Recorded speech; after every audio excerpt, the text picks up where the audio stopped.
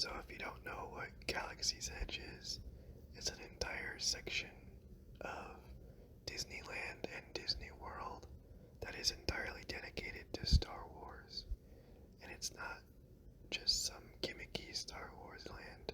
From the moment you walk into the 14-acre section to the moment you walk out, you feel that you're in the Star Wars universe on the planet Batuu, and it's a pretty incredible experience.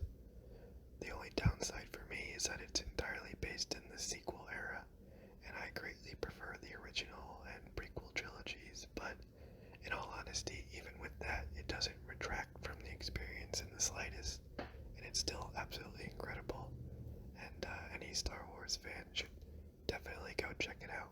So let's get started with the tour. Okay, so we enter the park through a tunnel from Frontierland, and you can see the lanterns and tunnel transition from Frontierland to Galaxy's Edge, and we're inside. So, like I said before, it's all in-universe. Everything from the buildings to the lanterns to the handrails. It's all exactly as if you're at or in Batuu. So, first order of business is heading over to that building that the cargo ship is on top of to grab food. So that's Docking Bay 7. We got here around noon into Galaxy's Edge, so we're pretty hungry. And we're gonna go grab some lunch. There's the ship again and the spire in the background. And in a second here, you'll be able to see the Millennium Falcon poking through. You can kind of see the cockpit there. We'll check that out after lunch, but speed it up here. But here is Docking Bay 7, which is kind of like a restaurant in Galaxy's Edge. So heading inside here, again, it's all in universe. They have all sorts of decorations to make it look like an actual place. And here is our food. And before eating, quick look around. This place is pretty awesome. So we got a beef dish, a dessert, which was really good, and then 2 drinks, a coffee drink and a fruity drink. The coffee drink especially was delicious. I want to figure out how to make it myself. And the dessert was like a 2-tier thing. The top was like a cakey custard thing, and then the bottom was more of a brownie, but it was very tasty. And then the food was so good that we actually decided to get another entree. And then after finishing up eating, I took a walk around to look at all the props. They must have spent a crazy amount of time just decorating all these buildings to make it look nice. It really shows how much time and effort they put into putting the whole place together and adding lots of greebles and decorations, and it's really an incredible experience to be here. So anyways, now that we're done eating, time to go check out the Millennium Falcon. So they have a full-size Millennium Falcon replica, which is kind of like a centerpiece to the park, and it's pretty awesome to be standing right in front of the Millennium Falcon in person. So here's some shots of it. It's very detailed. All the greebles and bits and bobs that you'd expect are present. And here's a close-up of the cockpit. Unfortunately, no one's inside right now. But the right next to the Millennium Falcon is the entrance to the Smugglers Run Ride. So we're gonna hop on that. And thanks to the magic of editing, a roughly 45-minute wait time will only be a few minutes for you guys. But that 45 minutes goes by pretty fast because they give you all sorts of awesome stuff to look at. So here's the Millennium Falcon again, and you can see the landing legs. All the details and weathering and greebles look great. And then here's another view from the back where you can see the engines. Eventually, they send you inside of a building where you spiral up and around, but there's still lots lots to look at. For example, here's a table of some people playing a game of sabacc. I recently uploaded a video of me playing sabacc, so if you want to check that out and how to play the game, that's up. And then there's kind of like a workshop area, or like a mechanic type thing, with all sorts of stuff to look at.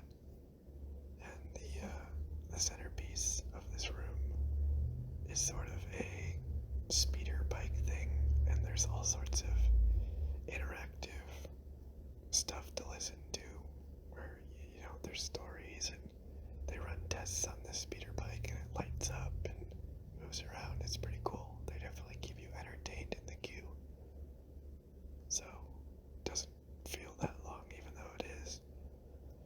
Finally, we're getting towards the front, and they give you another view of the Millennium Falcon. This time you can see the top of the ship, and they definitely don't spare any attention to detail. They have all the vents and grapeles, and it just looks awesome, and you can sort of look out and see the whole park from this view. And again, it's all in universe, so they don't break any lines of sight. You can't see other parts of the park. It's all just Galaxy's Edge. Here's the room that we're inside, and then the Falcon again. And then we did manage to see Chewbacca talking to some guests down there. But anyways, we're almost to the front of the line, so I'm going to hand it over to Hondo Naka and let you guys listen in to the ride. So, here it goes. Today, I am offering the opportunity of a lifetime. I need flight crews to transport this valuable merchandise across the galaxy, pilots to navigate, engineers to operate the ship, and gunners to defend the shipments. And that is where you come in. Oh, the Millennium Falcon. You help the resistance. I give those profits. What? The first order will never know we were there. Okay, time to go. So after Hondo finishes his briefing, we head down a corridor and finally enter the quote-unquote Millennium Falcon. So all the hallways are decorated to be as if you're on the Falcon. You can see the table in the background. Again, this is a pretty incredible experience for any Star Wars fan, to feel like you're actually on the Millennium Falcon as you're queuing up for the ride. So we head into the final queue section, and of course Hondo gives us one last briefing, but I'll let you guys listen into the ride again. Flight engineers, repair test. Hit your flashing buttons.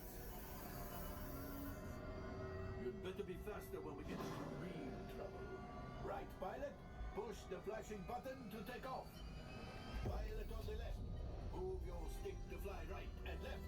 I was just about to say that. Pilot on the right.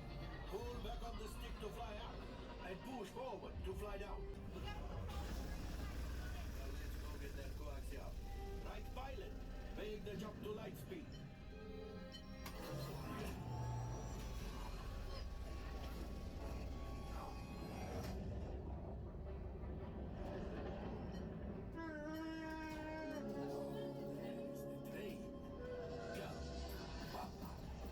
Those heavy dies are protecting the train.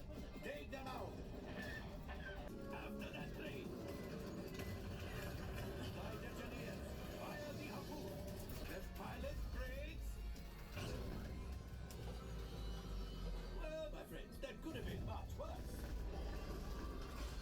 Okay, it's much worse.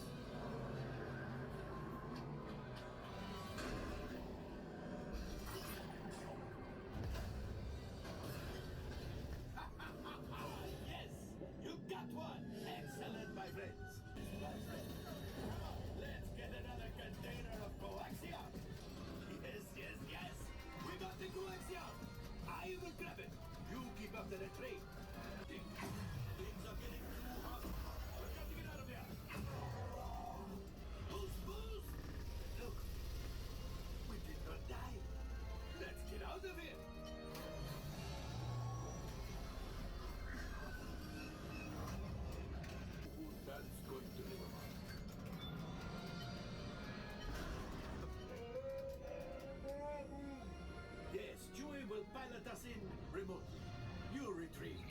containers of coaxium. This will greatly help the resistance. You have heard the First Order and made Chewie proud. R5, damage report. Engine failure. All right.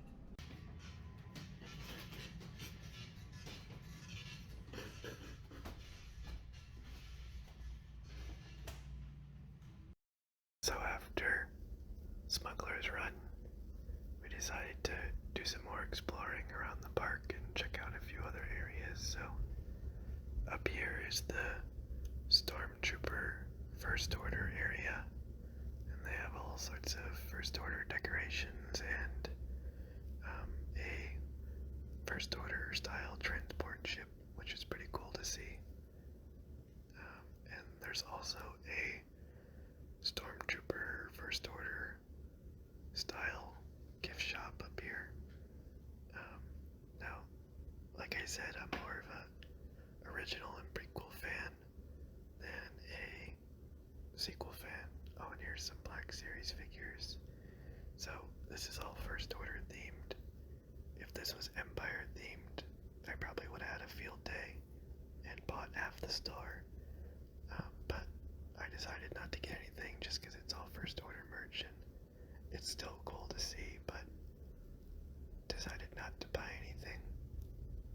Maybe that's for the best, because I spend all my money on Black Series and Hot Toys anyways, and I don't have enough money to buy everything here.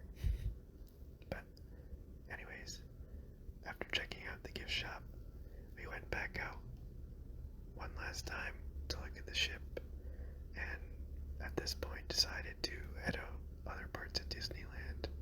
But later in the day, we came back, this time through an alternate entrance, still from Frontierland. Okay, speeding it up here so you guys don't have to watch me walk all day. We re-enter Galaxy's Edge, and you can see there's kind of a dual entrance here, but once we get through the second archway, we're right back where we were before in the Stormtrooper area. So you can see the transport ship again right there, but right now we're headed to get the blue and yellow milk, which is kind of funny. So we got each of the flavors and then went to find a spot to eat, and this time we got the other food option at Galaxy's Edge, which is Rondo Roasters. So here's me going to grab it, doing the mobile pickup.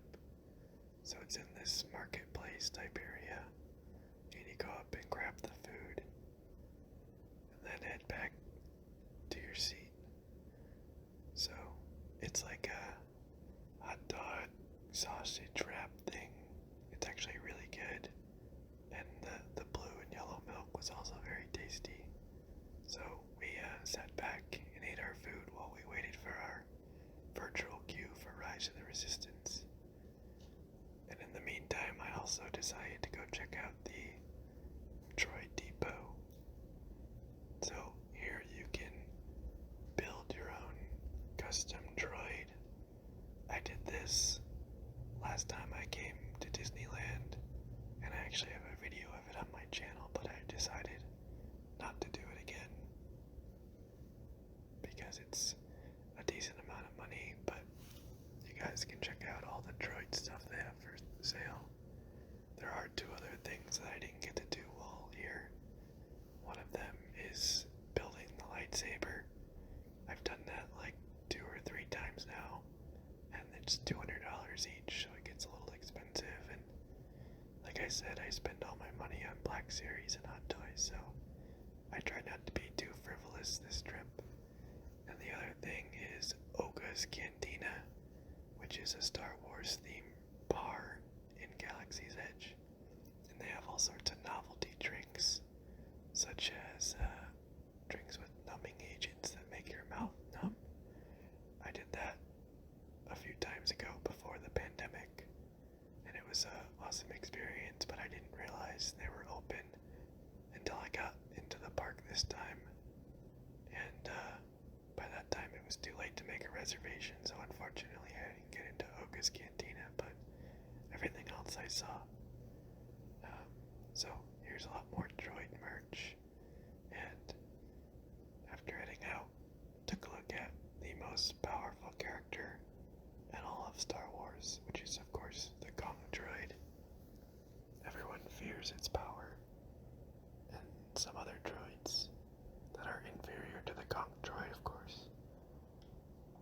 And then heading out again over towards like a scrapyard mechanic area. A lot of times they have characters here, but there weren't any right now. But it's still really cool to see like the land speeders and the speeder buggies and sort of a garage and all the greebles and decorations. Again, they clearly spent a crazy amount of time putting this place together, and it really shows. It's awesome to be like in a Star Wars universe. So after checking out all that, we headed over to the Star Wars marketplace. So there's all sorts of stuff here. It's like kind of half in-universe. They do sell some like in-universe things, but it's also a lot of t-shirts and knickknacks and things like that. So here's inside one of the stores. There's all sorts of random small stuff.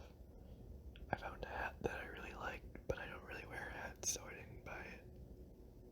And then here's a kind of a cosplay type store of dubious screen accuracy, so I didn't buy anything. I already have an Anakin cosplay. There is a Boba Fett wall, and I found a pretty cool looking jetpack that I was gonna buy for a Boba Fett roleplay, but I decided not to because it looked way too small for me. I think it's more for a kid, but there was some cool Mandalorian props in the skull. And there's some ragdolls of characters like Darth Maul and Vader and some stormtroopers. And then there's like this wooden toy section. I bought a few of these last time I was here, and this is a box set. You can see it on the wall there. And then they have Candida band instruments, which I thought was funny. So these are the instruments the members of the Candida band play in A New Hope. And then in another store, they have sort of like a creature hut type thing with all sorts of different creatures, stuffed animals, plastic toys, things like that. Mostly for kids, but they're still kind of cool to look at. There's a U-Ball.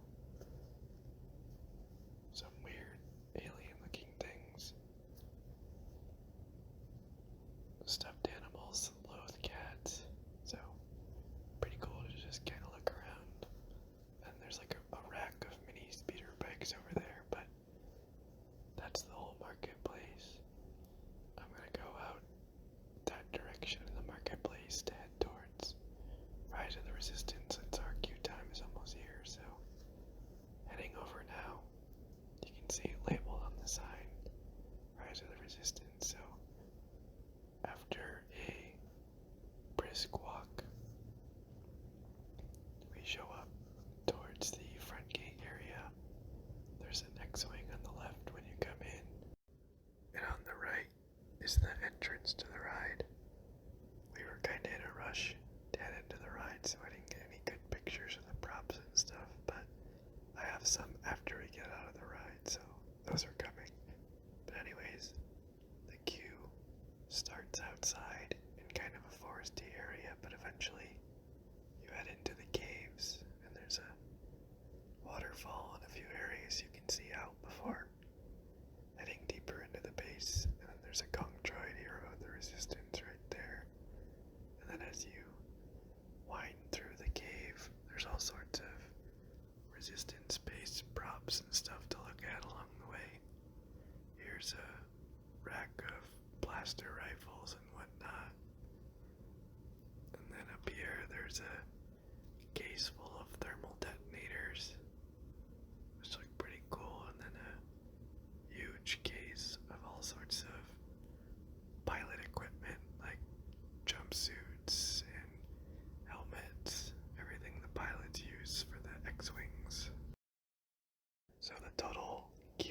was about 45 minutes, but you also have to join a virtual queue. Thanks to the magic of editing, once again, you guys only have to see a few minutes of it. And we're at the front here, and the doors open up, and we're gonna get a mission briefing from BB-8 and Ray. So I'll go ahead and let you guys listen into that briefing. Incoming transmission from Ray.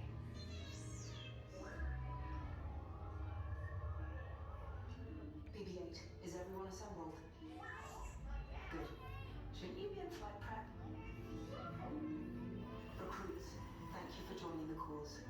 A covert resistance team led by my friend Finn has infiltrated a First Order Star Destroyer that is now headed to this system. Your outpost on Batu is no longer safe.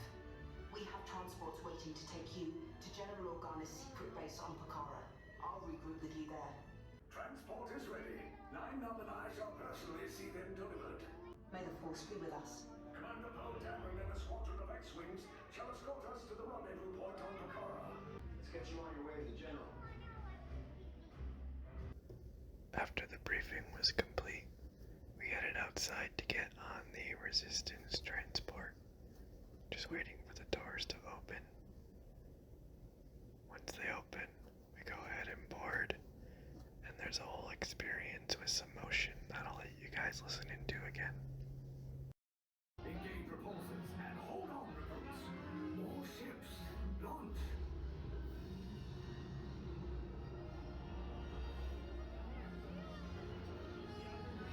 I am Lieutenant Beck. As you heard from Ray, I have been tasked with getting you to Vakara. Red 2, Blue 5, keep tight now. Let's get ready to make that jump to light speed on my mark. Black Leader, we're picking up an unusual signal. Are you spotting anything?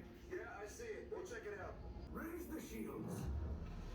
Company, First Order TIE Fighters. Reroute! Reroute! Red 2, Blue 5, we got a clear path so transport can make the jump. Get us clear so we can make the jump. Be ready, you won't have much time. Where are all those TIE fighters coming from? Star Destroyers. We can't. We're caught in a tractor beam. It's pulling us in. I'll get to the front to make this a fair fight. Don't worry, I'll come back for you. Stay strong. Cargo vessel TR-141, identify yourselves and prepare to be boarded. This is TR-141. We are a civilian vessel. By whose authority are we being detained? By the authority of the First Order, Resistance scum.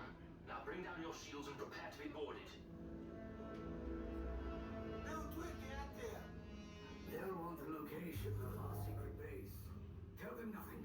The future of the Resistance is at stake.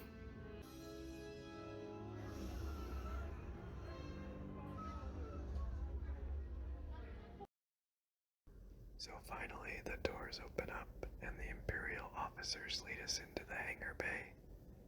This is probably my favorite part of the ride. It puts you into a massive Hangar Bay, and the sense of scale is super crazy. It really feels like you're on a Star Destroyer in the Hangar Bay, with all the stormtroopers in the background. It's pretty incredible. And then again, you head through Star Destroyer hallways, which is awesome. This is like something out of a dream. And you head towards Interrogation Chambers, where of course they're going to try to get the location of the Rebel base or the Resistance base out of you. And this whole section is just fantastic. Actually walking through the halls of a Star Destroyer fully in universe, where all the employees are, actually acting like First Order officers was pretty awesome.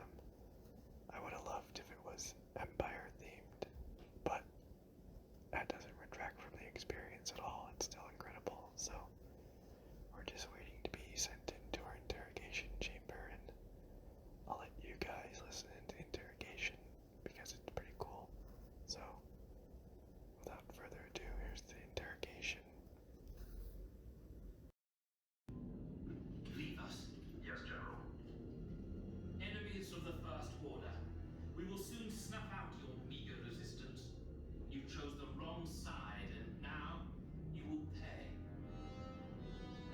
The Resistance prisoners. You have what I want. You know the location of the secret base, and I will take it from you. We are needed on the bridge.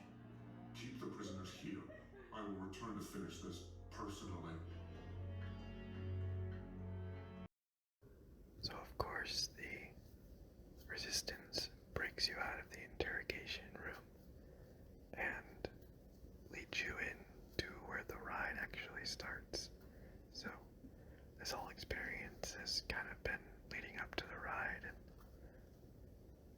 it's all pretty awesome. The whole experience is probably about 20 minutes, so the ride's a very short part of the experience, but here we go, starting the escape from the Star Destroyer. So we're on these little buggies guided by a droid and run into a probe droid, which speeds us backwards into another room. And this is all pretty awesome to see, gliding through a Star Destroyer.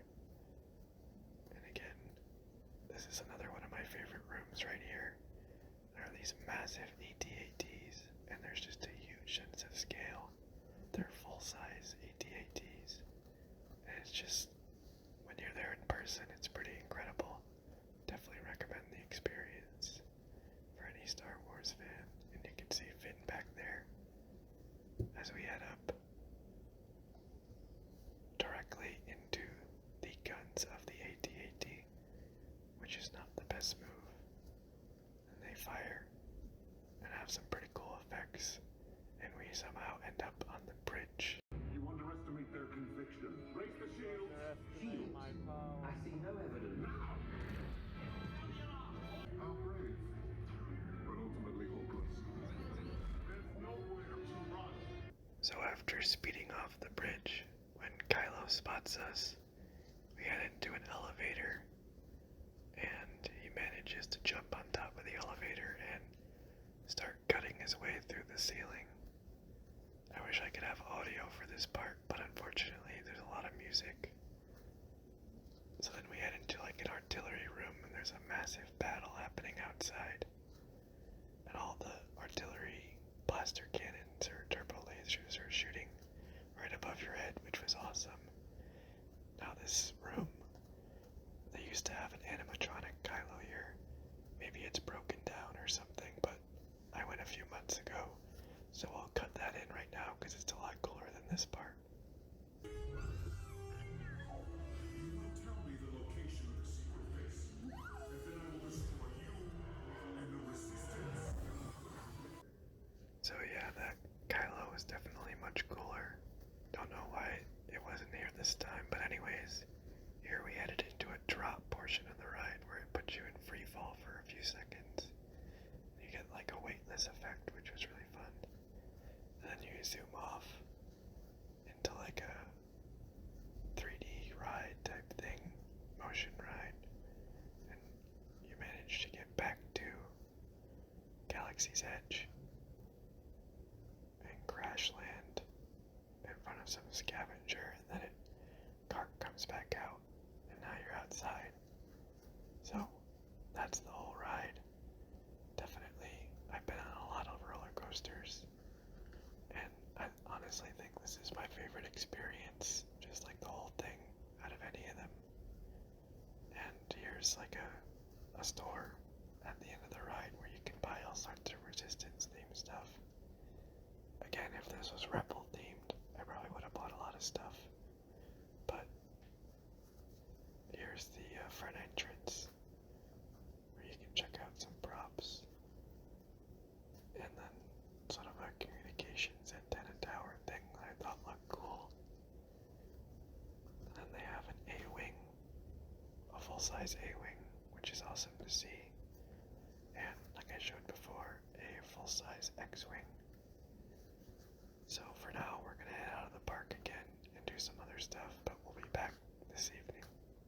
So here we are, heading back into Galaxy's Edge for one last time at night. And the park is a whole different vibe at night. They have all sorts of lights and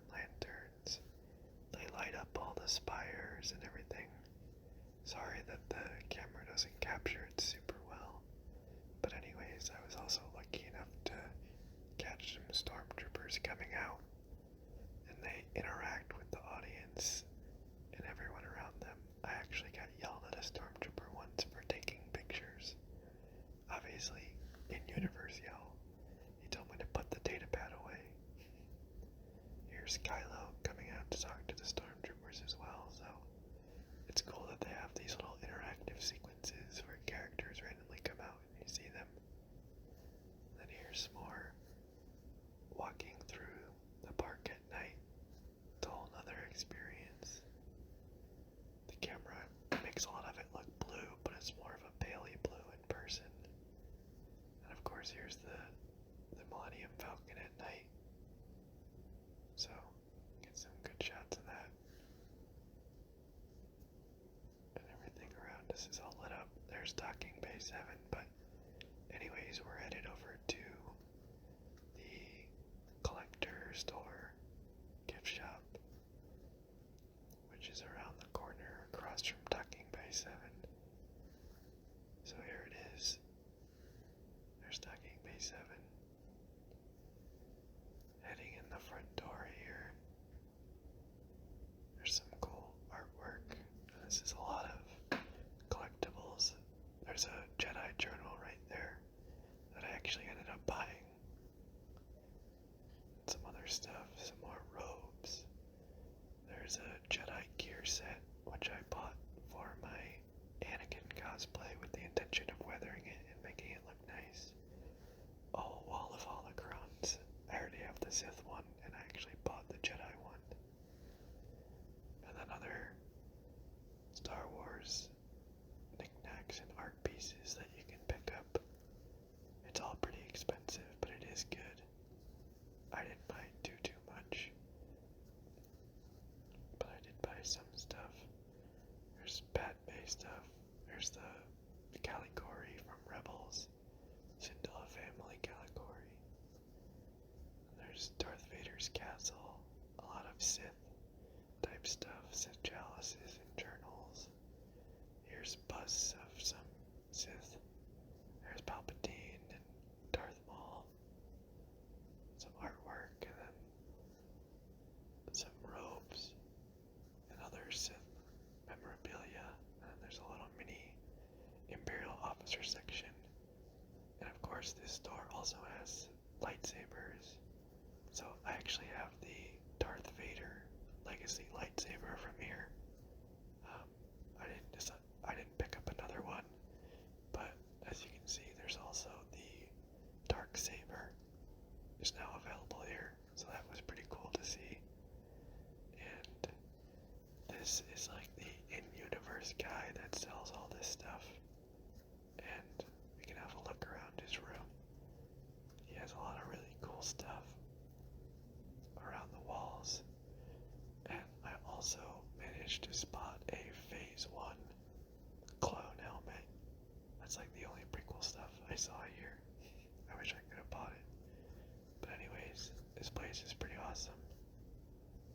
So, we're now heading out, and on the way out we did manage to see Rey and Chewbacca, so that was nice, but it was almost 10 or 11 p.m. at this point, so it's time to say goodbye to Galaxy's Edge. So one last look, and of course on the way out we saw the Disney castle all lit up.